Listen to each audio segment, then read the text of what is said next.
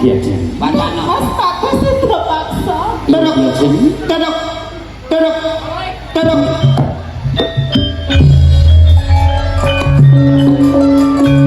Mas bagus itu paksa. Piye? Bunga ora kaya dina iki.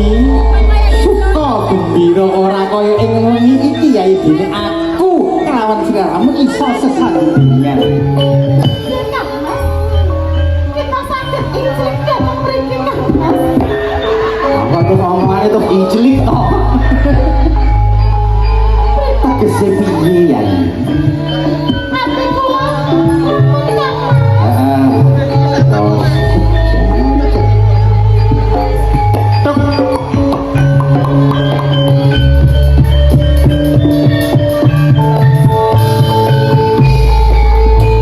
apa sing mbok pirsani ya iki?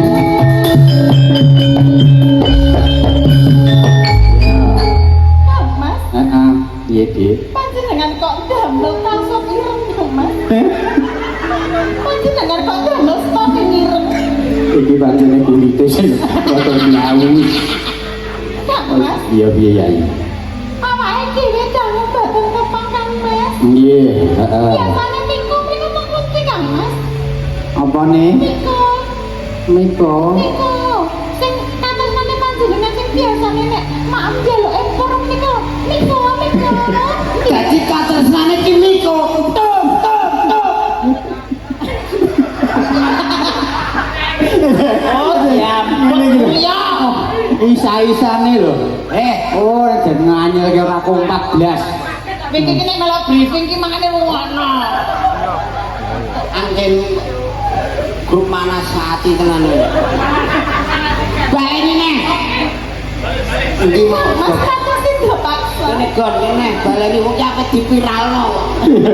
Kok dipiralno ki arep nyapa lho. Lah ketoprak oh. Tapi dibilang kira-kira didadekke Miko ya sapa sing gelem. Ane jenenge Miko ngono. Oh iya, ngono ya. Enggak, di mana? Ngomong pundi Kang Mas? Sing sikile papat Kang Mas.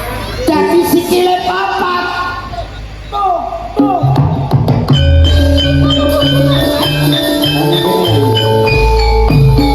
Miko, Miko. Jalan, jalan. Jalan. Kang Mas, segawane awake dhewe iso ngadeg Kang Mas.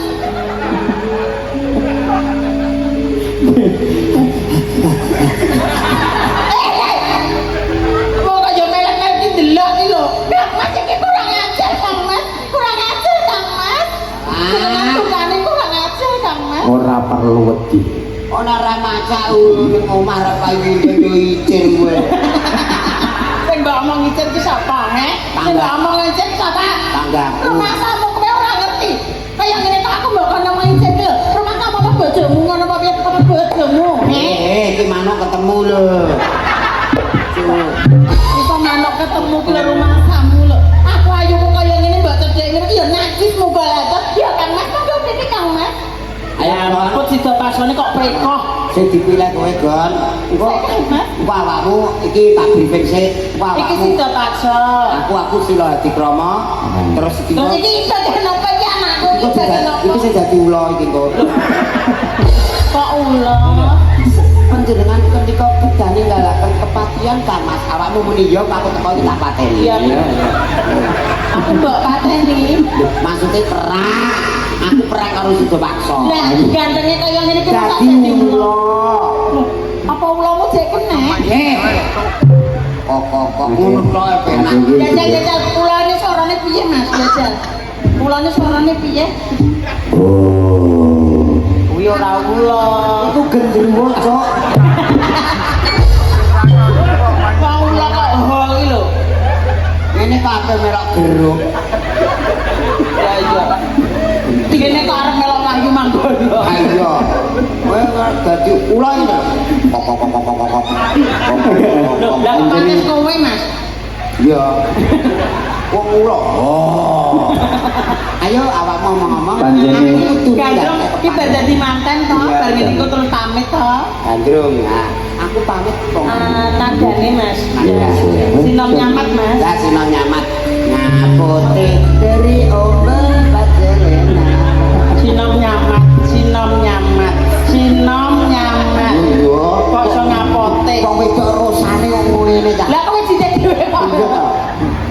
ya. Nyaket warang pun kakang ya. Alah, Mas. apa keracunan gogon ya. Bukan masalah keracunan. Yang cara ini kaku tetep kabeh. Tetep mawon. Niki teng daleme sinten Kang Mas? Ning daleme panjenenganipun Bapak Warsena. Ingkang pundi piyantunipun? Pangapunten Bapak Warsena panjenengan lenggahipun wonten pundi Bapak? Iki lho Pak Warsena. Awakmu kudu kenalan rek. Aku mesti iki nek copet iki lho.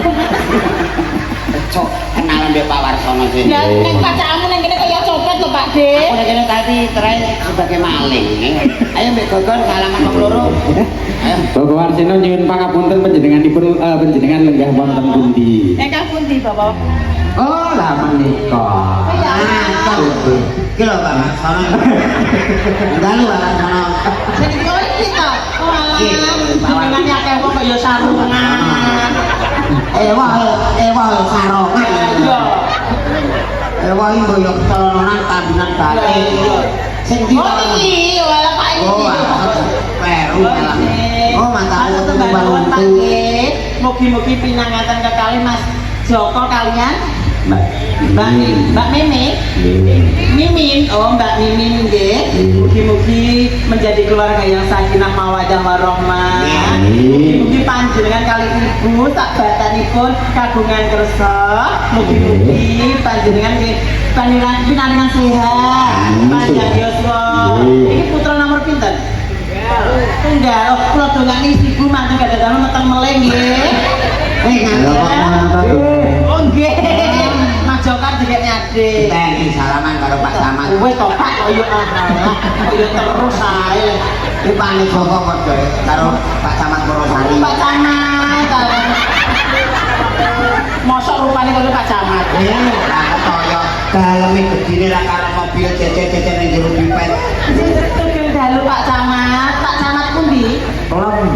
Oh Pak Camat Pelem. Iki salaman bulan Ramadan. Oh nggih Mbak Moti. Mesti belum. Iya RT. Jadi model ora kerasan dadi RT. Nah, Pak Camat bagus ya, Mas. Lah mripatku sing loro iki. Pak Camatnya pelem kok ngedop ya. Itu jenenge warna yang tidak ubah. Galau ini Sembah nuwun Pak Camat, Pak RT. Pak RT matur nuwun nggih. Pak Camat ora nyamper banji ya, Pak. Banji nang akeh. Terus sejungkir wali barang ngono kene. Oh, kok tak didehi sejungkir wali. Kok metu. Iki anu dadi resa. Tak pinten, Mas? Pak, Pintenganipun. lah kok kene gandungan Pak Krono.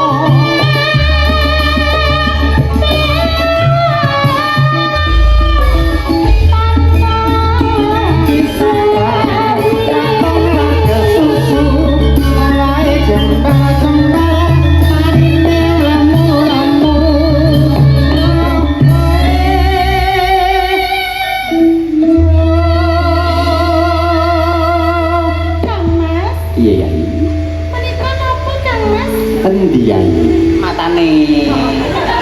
Kotok maneh iki ya lintang lan rembulan ngono lho. Lintang karo rembulan.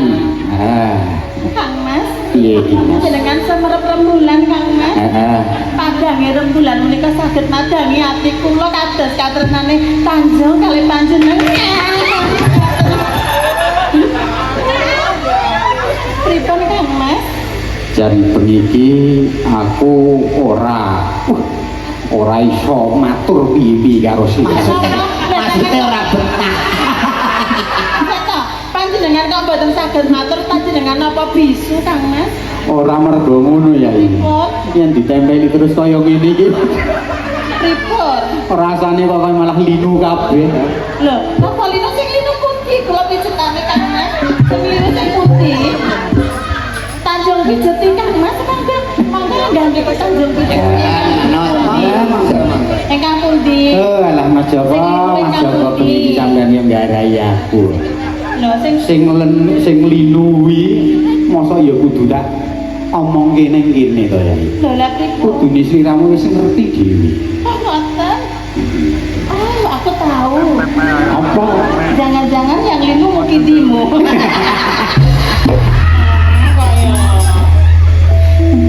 Ayo Kang Mas gantos panjenengan saged. Ya. Wong agung ngeksi.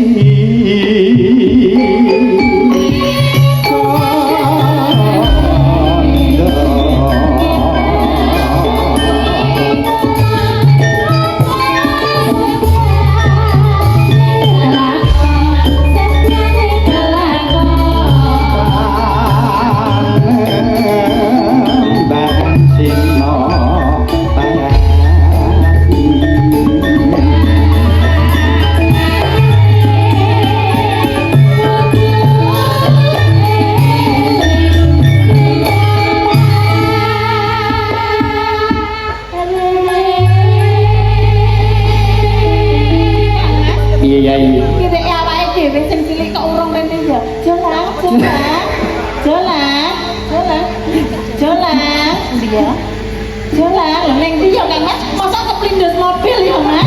Jolang, lagi Kang Mas, ya Allah pinter kok iso Kang Mas iki dilatih aku dong Mas? Dilatih kaya milih lho. Wong dirimu ya ngono. Iki bukan masalah julangi tapi dirimu kan ya melu-melu endel loh. Wah, wong wedok kaya endel ngono. Nek ngene iki lho Mas, dilatih ngene iki lho penak.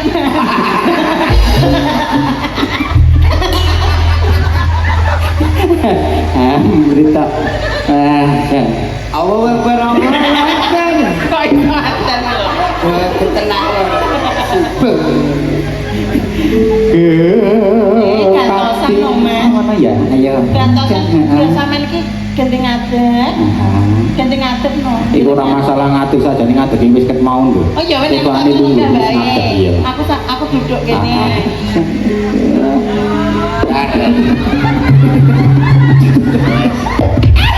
Iki apa Mas? Iki apa? Iki katane ana sing brenjel iki mau apa to, Nduk? Linggis. Ayo timbangane iki lho urung-urung wis suwek iki lho. Ayo mlaku-mlaku ro. Ayo. Apa mereka riyen Kang Mas? Ayo. Sedang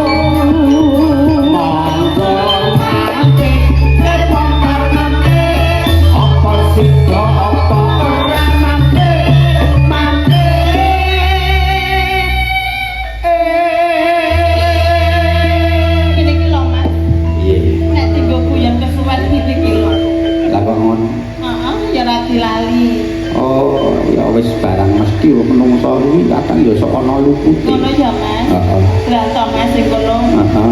Padha lenggah ibu-ibu kali bapak-bapak. Ya ya rapi-rapi. Jantenan lho.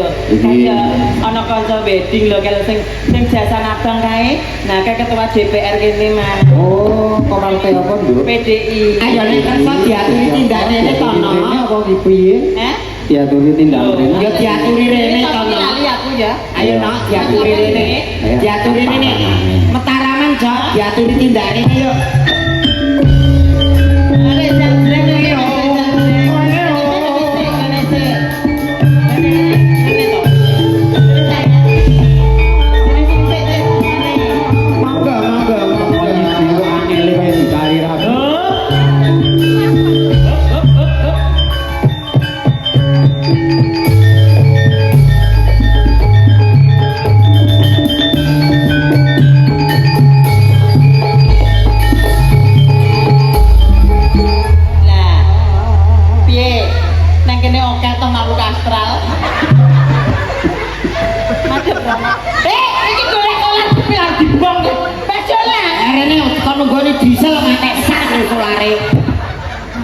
saya rene.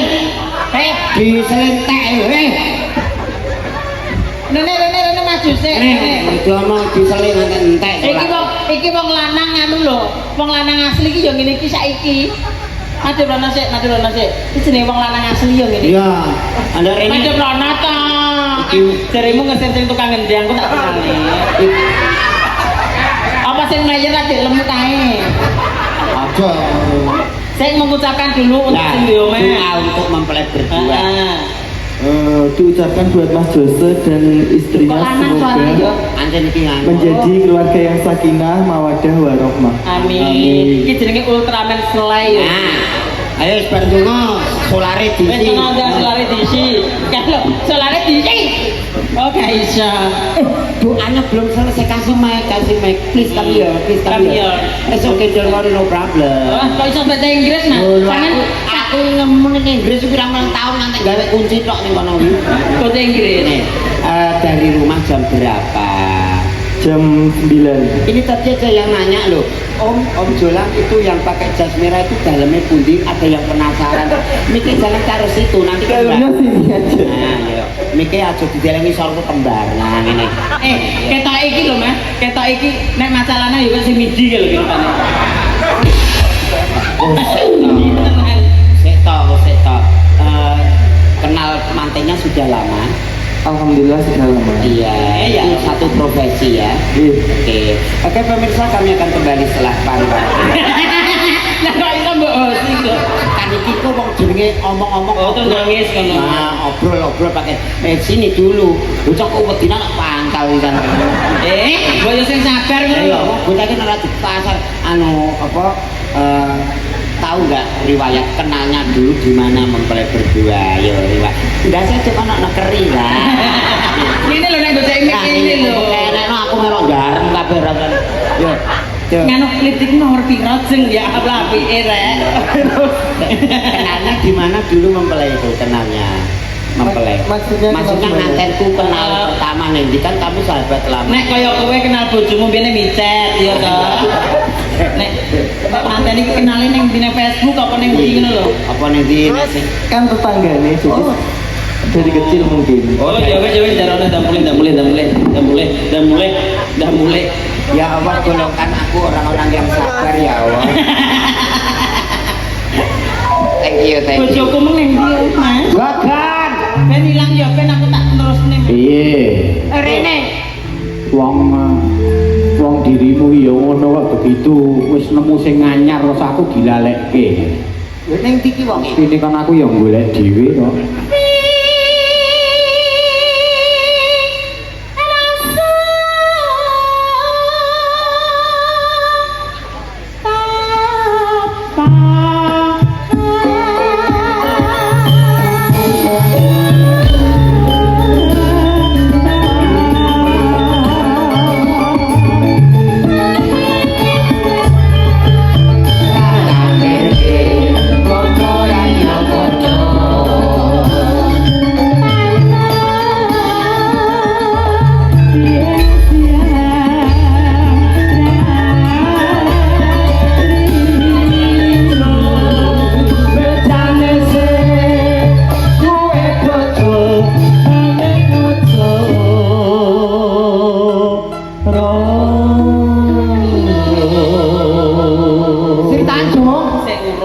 Bojomu ora ning omah to? Kang Mas. Aku ratumu sira. Oh. Panjenengan pun macam-macam kali kula lho. Ora aku yo mengsa. Aja demek-demek. Joning tresno iki rak yo. Jenengan ki iso demek-demek, aku ya iso demek-demek lho. Rumasamu. Aku mbok kira wong wedok apa? Tambah demeknya rumasamu. Dadi res-resen ngene ya. Dirimu sliramu ki kagungan garwa kang netepi wajib mula sliramu timbangane dhewe anak yo jenengan kok demek-demek ngono lho aku ki sira dikrama ratumu lho panjenengan ki lho Tresno Jancuk iso diomongi wis ngene separuh mari kendeli Makai dimandangnya rujak jeruk ya Mas? Ya jeruk ya. Wah, semen gase lho konek tenang.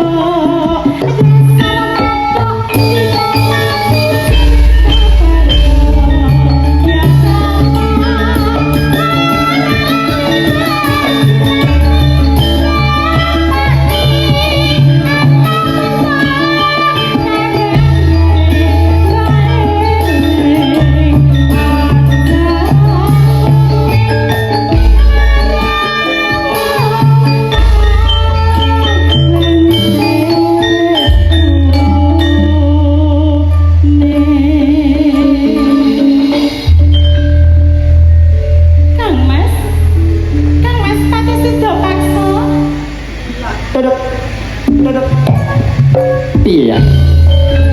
Aku neng kene ya.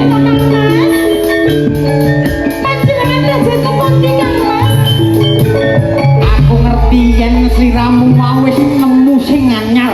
Mula saka kuwi.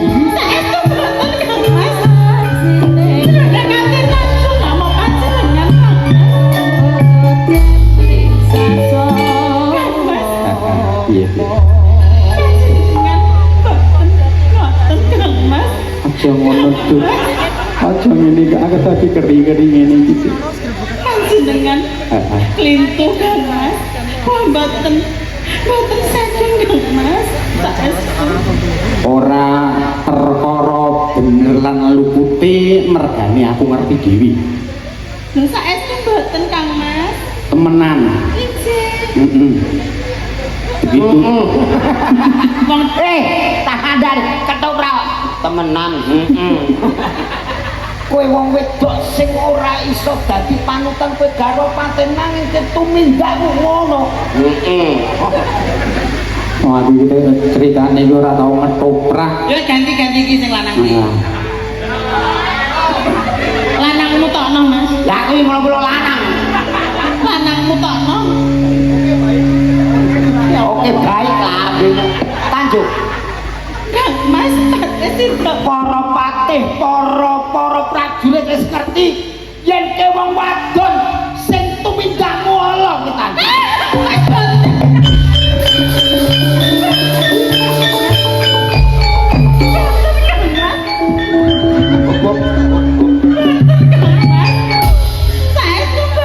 Lagi iki ana ratu mati ndoke keceples. saestu mboten Kang Mas. Wong kakang iki duka wong ayu. Isi ati Tanjung namung panjenengan Kang Mas. Mboten Kang Mas. Jroning atimu mong Jroning ati Tanjung namung panjenengan. Saestu jroning ati Tanjung namung panjenengan. Jroning iya. namung panjenengan Kang Mas. Suwi tak tumor iki. Wong pun kakang tumindakmu wis ora bener. kowe njaluk tak ajak.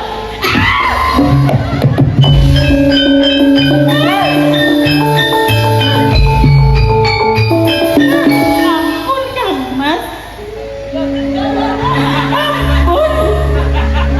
Ampun. Kang Mas. Iya cari nih. Mas. Panjenengan tempun di Kang Mas. Dasmu ketok iya. Dudukane garwane kok malah pasang gaya. Gaya napa Kang Mas nika sedih Kang Mas? Sedih kok. Lah napa kok rek Kang Mas? Tanjung. Dapur Kang Mas. Sliramu mongko luput wong ayu. Boten Kang Mas menika namung apus kromoke mawon. Apus kromo. Apus kromo.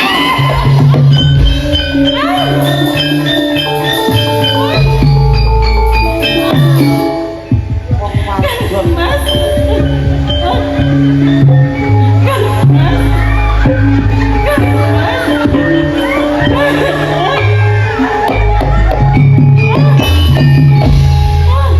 Iki lakone ora siluman buaya. Ya diajar ki golek nggon ngono lho. Ya golek anggon ya Kang Mas ngene cukup. Lah kowe ngono golek nggon. Tanjung. Engkang dewa makaten sinten Kang Mas? Kabar wis sumebar warta kang wis warata yen ketumindak. Sedhek karo sira ati Rama.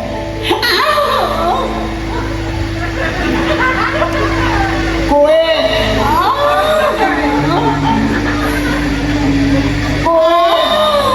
Kimochi. ndas kuwi Joni, Bro. Piye ta? Wis ora ketoprak batal. Iki sapa Mas? Iki begengene Mas. Kang Mas panjenengan metu begengene kali niki. Panjenengan terus. Padha Mas telung gelung tiba iku begengene niki Kang Mas. Ora iso Kang Mas. Sampai tiba arep golek emas telung gelung tiba nggo begengene iki. Ngomong. Kir mau wis tak omong ya, aku tumbal kok do moro. Iki mban sing ning keputren kene. Iki mono. Iki mban ning keputren kene wong ayu. Mas, Iya. Kang Mas. Piye wong ayu? Ora nyangka Tanjung jenengan tinggal sedeng kalih menika Kang Mas. Nek panjenengan kula tak kalih niki mawon